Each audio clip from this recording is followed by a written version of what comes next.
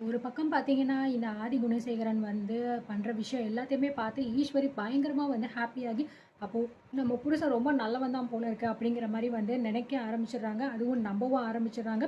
இன்னொரு பக்கம் வந்து ஜனனிக்கு புதுசா வந்து அந்த ராவணன் மூலமா வந்து இந்த மாதிரி அவன் கொலை பண்ணான்னு நெனச்ச விஷயத்த வந்து வீடியோ மூலமா அவளுக்கு ஆதாரம் கிடைச்சது. இத பார்த்த உடனே வந்து ஜனனிக்கு என்ன பண்றது? ஏது பண்றதுன்னு தெரியல. கூடிய சீக்கிரத்தில வந்து ஜனனி வந்து அந்த பார்த்த வீடியோ மூலமா இங்க ஆதி குணசேகரனுக்கு ஒரு ஃபுல் ஸ்டாப்பே வைக்க போறாங்க அப்படின்னு தான் நான் நினைக்கிறேன். நீங்க என்ன நினைக்கிறீங்க? அப்படிங்கிறத கமெண்ட்ல வந்து சொல்லுங்க. ஸோ இன்னைக்கு எதிர்நீச்சல் சீரியல்ல என்ன மாதிரியான எபிசோட்ஸ் போகுது அப்படிங்கிறத நம்ம இந்த வீடியோல என்னுடைய ப்ரெடிக்ஷன் மூலமா நான் உங்ககிட்ட வந்து ஷேர் பண்ணிக்க போறேங்க.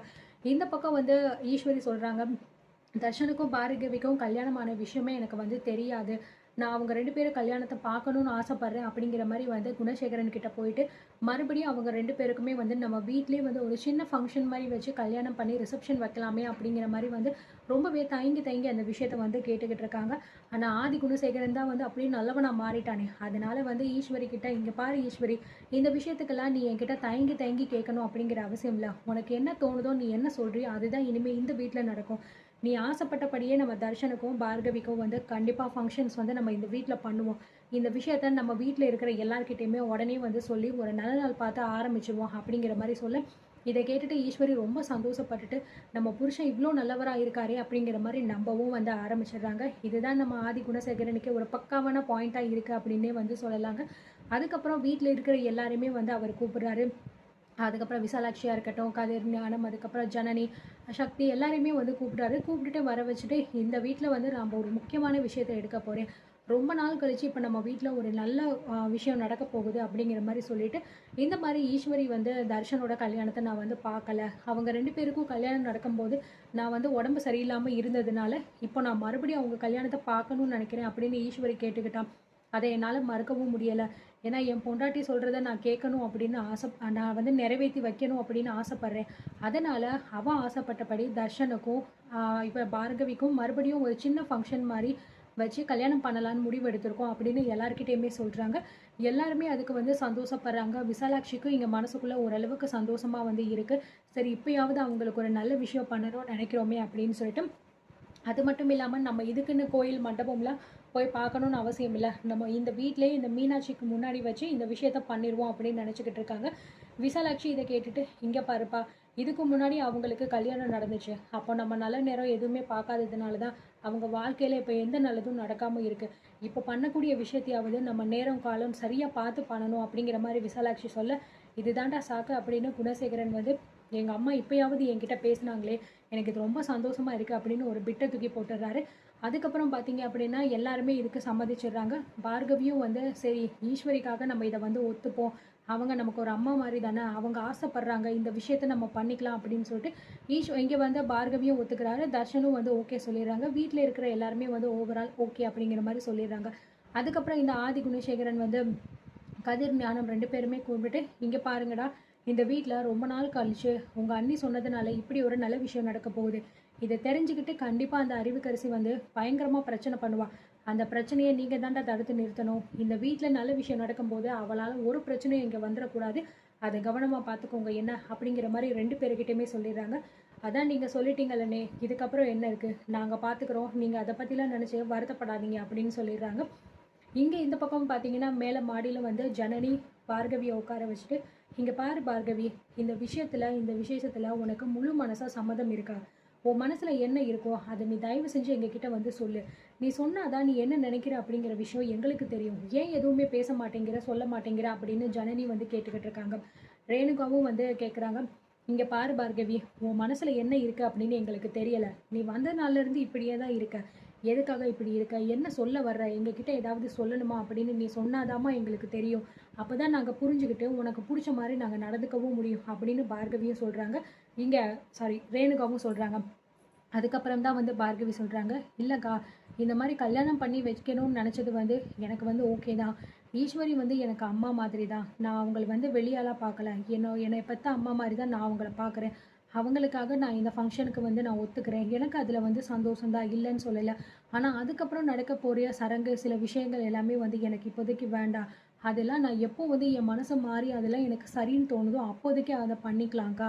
இத மட்டும் கொஞ்சம் எனக்காக நீங்க வந்து அட்ஜஸ்ட் பண்ணிக்கோங்க அப்படிங்கிற மாரி வந்து சொல்றாங்க. இத கேட்டுட்டு எல்லாருமே வந்து ஒரு நிமிஷம் வந்து யோசிச்சுக்கிட்டு இருக்காங்க. என்னடா இவ இப்படி சொல்லிக்கிட்டு இருக்காளே அப்படின்னு சொல்லிட்டு. பார்கவி சொல்றா, இந்த வீட்ல வச்சு எங்க அப்பாவுக்கு என்ன விஷயம் நடந்துச்சு அப்படிங்கிறத என்னால இன்னும் வரைக்கும் மறக்க முடியலக்கா. எல்லாத்தையுமே மறந்துட்டு என்னால வந்து ஒரு ஜடம் மாரிலாம் இந்த வீட்டுக்குள்ள வந்து வாழ்ந்துகிட்டு இருக்க முடியல. இப்போ நான் வந்து அப்படிதான் இருக்கேனோ அப்படின்னு கூட எனக்கு தோணிக்கிட்டு இருக்கு அப்படின்னு சொல்லிட்டு வந்து இங்க பார்கவி வந்து சொல்லிக்கிட்டு இருக்க. இத கேட்டு தர்ஷனுக்கு கோவம் வந்துருது. இதுதான் இவ பண்ற விஷயம். இவ இந்த வீட்ல வந்து எப்படி இப்படி இருக்காளோ, அதே மாரி தான் வந்து நானும் இருக்கணும்னு அவ ஆசைப்படுறா. இவ வந்து உணர்ச்சியே இல்லாத ஒரு ஜடம் மாரி இருக்கிறது அப்படின்றதுனால, நானும் அதே மாரி எந்த உணர்ச்சியும் எனக்கு இருக்கக்கூடாது. அப்படியே நான் ஜடம் மாரியே இருக்கணும் அப்படின்னு அவ நெனைக்கிறா. அவ நெனச்ச மாதிரி தான் இங்க நடக்கணும் அப்படின்னு அவ வந்து யோசிச்சுக்கிட்டு இருக்கா. ஆனா எனக்கு வந்து நெறைய ஆசைகள் இருக்கு. கல்யாணம் ஆயிருச்சு. கல்யாண வாழ்க்கை எப்படி இருக்கும்? அடுத்த கட்டத்துக்கு எப்படி போணும்? என்னோட ஃபேமிலிய நான் எப்படி பார்த்துக்கணும்? அப்படிங்கிற ஆசைலாம் எனக்கு இருக்கு. ஆனா, அவளுக்கு இத பத்திலாம் கவலையே கிடையாது. அவளோட உணர்ச்சி அத மட்டும் நம்ம புரிஞ்சுக்கணும். அப்படி புரிஞ்சுக்கல அப்படின்னா, உடனே என்னென்ன சொல்லணுமோ எல்லாத்தையுமே வந்து சொல்லிருவா. அப்படின்னு சொல்லிட்டு இங்க தர்ஷனும் கோவப்பட, ரேணுகா வந்து, "டேய் தர்ஷா, கொஞ்ச நேரம் அமைதியா இருடா. அந்த பிள்ளை என்ன சொல்லுது அப்படிங்கிறத முழுசா கேளுடா. அந்த பிள்ளையோட வாழ்க்கையில நின்னு நீ கொஞ்சம் யோசிச்சு பாருடா. அவளுக்கு என்னென்ன விஷயம் நடந்திருக்கு அப்படின்னு சொல்லிட்டு. அதுக்கப்புறம் நீ பொறுமையா யோசிடா" அப்படின்னு சொல்லிட, உடனே வந்து பார்கவி சொல்றா, "பாத்தீங்களாக்கா, என் மனசுல உள்ள விஷயத்த கூட இந்த வீட்ல சொல்றதுக்கு எனக்கு உரிமை இல்ல. இப்படி இருக்கும்போது கல்யாணம் பண்ணிட்டு அடுத்த வாழ்க்கைக்கு எப்படிக்கா என்னால போக முடியும்னு நீங்க நினைக்கிறீங்க? நீங்களும் ஒரு பொண்ணு தானக்கா.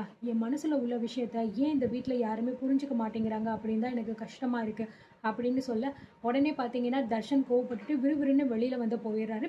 ஜனனி சொல்றா, "இங்க பாரு பார்கவி, நீ என்ன நினைக்கிறியோ அந்த விஷயம் கண்டிப்பா இந்த வீட்ல நடக்கும். கூடிய சீக்கிரத்திலேயே உன் மனசு கண்டிப்பா மாறும். அதுக்கு நாங்க உன் கூட வந்து சப்போர்ட்டா இருக்கோம். நீ எத பத்தியும் நினைக்காத. தர்ஷன் இப்படி கோவப்படுறானேன்னு நினைக்காத. அவனுக்கு கொஞ்சம் கோவம் வரும். இருந்தாலும் உன்னோட நிலைமை என்ன அப்படிங்கிறத கண்டிப்பா தர்ஷன் புரிஞ்சுப்பான்." அப்படிங்கிற மாரி வந்து சொல்லிடுறாங்க.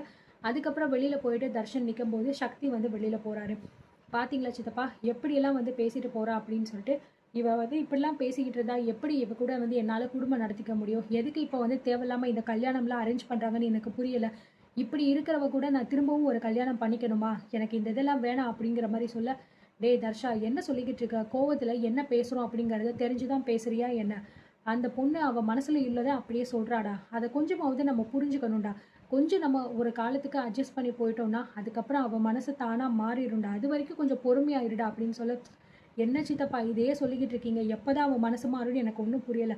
என்ன பண்ணாலும் கொஞ்சம் கூட புடி குடுக்கவே மாட்டேங்கிறா." அப்படின்னு சொல்ல, "இங்க பாரு தர்ஷா, இந்த மாரி ஒரு விஷயம் நம்ம ஆரம்பிச்சதே அண்ணிக்காக தான். அண்ணி சந்தோஷமா இருக்கணும் அப்படிங்கிறதுக்காக தான் இந்த ஃபங்ஷனே நம்ம நடத்தப் போறோம். நீ தேவையில்லாம ஏதாவது பிரச்சனை பண்ணி, எனக்கு இதெல்லாம் வேணாம் அப்படி இப்படின்னு சொல்லிக்கிட்டு இருக்காத. அதுக்கப்புறம் எல்லா விஷயமும் தெரிஞ்சுச்சுன்னா, அண்ணியோட நிலைமை ரொம்ப மோசமாயிரும்டா. தயவு செஞ்சு அதையாவது நீ கொஞ்சம் புரிஞ்சுக்கோ." அப்படிங்கிற மாரி இங்க சக்தியும் வந்து தர்ஷனுக்கு எடுத்து சொல்லிக்கிட்டு இருக்காங்க. இங்கேயே ஒரு பக்கம் பார்த்தீங்கன்னா, ஈஸ்வரி ஆதி குணசேகரன் ரொம்ப நல்லவன். அவன் நம்மள வந்து ரொம்ப நல்லா பாசமா பார்த்துக்கிறாரு அப்படிங்கிற மாரி நம்ப ஆரம்பிச்சுடுறாங்க. இந்த நேரம் தான் வந்து ஜனனிக்கு பயங்கரமா அதிர்ச்சி தரக்கூடிய ஒரு வீடியோ ஆதாரம் கிடைக்குது. அது ராவணன் மூலமா தான். ஆல்ரெடி வந்து அறிவுக்கரசி இந்த வீட்ல கத்திட்டு போயிருப்பா. "நீங்க என்னென்ன விஷயங்கள் பண்ணீங்கன்னு எனக்கு வீடியோ வந்து இது எனக்கு தெரியும்டா. ஆனா அந்த வீடியோ இந்த வீட்டுக்குள்ள தான் எங்கேயோ இருக்கு. அது கிடைச்சா போதும்டா" அப்படின்னு சொல்லிட்டு போயிருப்பா. இப்ப அந்த வீடியோ வந்து கிடைச்சு, அந்த வீடியோவே வந்து ஜனனியோட ஃபோனுக்கே லீக் பண்ணிடுறாங்க. அத பார்த்து ஜனனிக்கு கையும் ஓடல, காலும் ஓடல. ஆதி குணசேகரன் வந்து ஈஸ்வரிய கொலை பண்ற வீடியோவ வந்து அப்படியே எடுத்து வச்சிருக்காங்க. இத பார்த்துட்டு ஜனனி பயங்கரமா வந்து பார்த்தீங்கன்னா, ஸ்டக் ஆகி நிக்கிறாங்க. "என்னடா இது இந்த வீடியோவா?" அப்படிங்கிற மாரி நெனைக்கிறாங்க. இந்த விஷயத்த எடுத்துட்டு போயிட்டு அதுக்கப்புறம் அவங்க வீட்ல இருக்கிற எல்லார்கிட்டயுமே காட்டப் போறாங்களா? ஆதி குணசேகரனோட முகத்திரைய அப்படி கிழிக்க போறாங்களா? அப்படிங்கிறது நம்ம இனிமே தான் பார்க்க போறோம். So stay tuned by my channel and subscribe பண்ணிக்கோங்க. Thank you.